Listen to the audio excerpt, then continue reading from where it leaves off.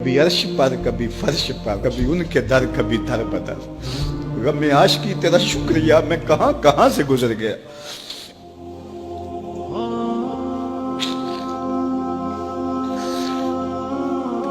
یہ میری خوش قسمتی کہ میں حضور کا امت ساری زندگی اس کا شکریہ ادا کرتا رہوں تو کہ شکر ادا. ہم حضور کے امتی نبی انتظار کرتے رہے, نبی منتظر رہے.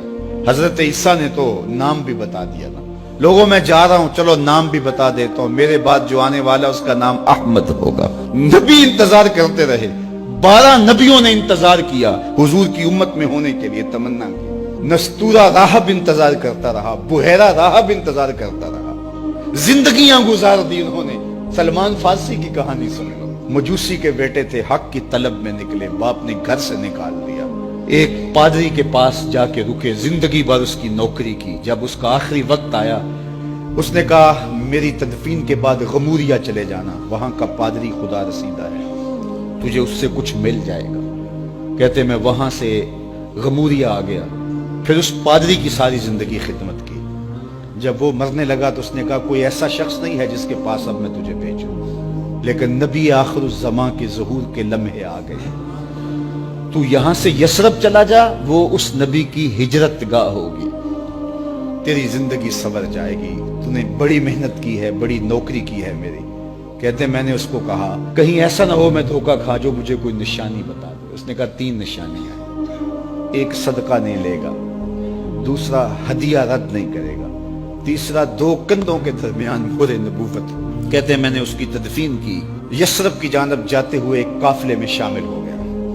انہوں نے مجھے پکڑ کے اپنا غلام بنا لیا, لیکن میرے پہ مہربانی یہ کی کہ مجھے بیچا جا کے مدینے میں.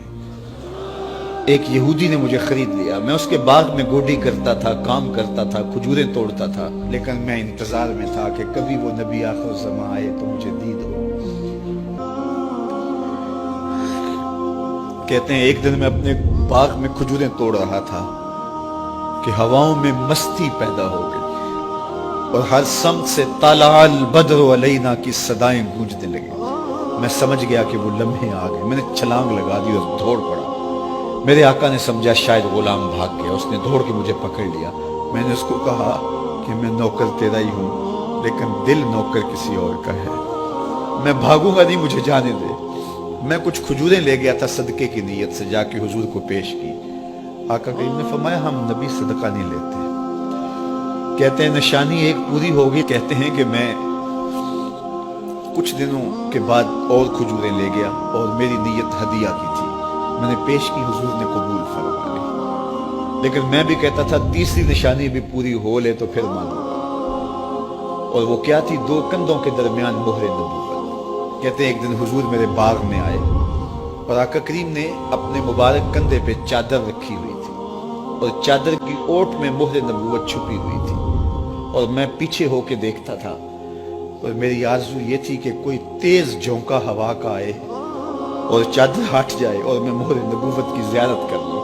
حضور میرے ارادہ قلب سے آگاہ ہوئے. فَأَلْقَى إِلَيَّ رِدَاءَهُ, حضور نے چادر اتار کے میری جانب پھینکی اور پھر ایسے رخ کر کے فرمایا انظر الی ما امرت بہ, اس پادری نے جو بتایا تھا دیکھ لے آ کے. تو کہا میں نے دیکھا کہ حضور کے کندھوں کے درمیان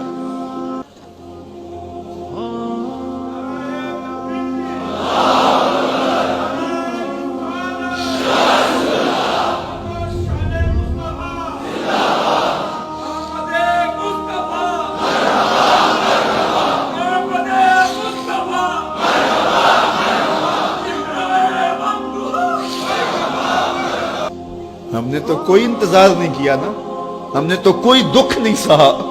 ہم سوئے تھے مقدر جاگ اٹھے. ہمارے والد مسجد سے مولوی صاحب کو بلا لائے. انہوں نے کان میں آ کے کہا مبارک ہو تو حضور کا نوکر بن کے آ رہا.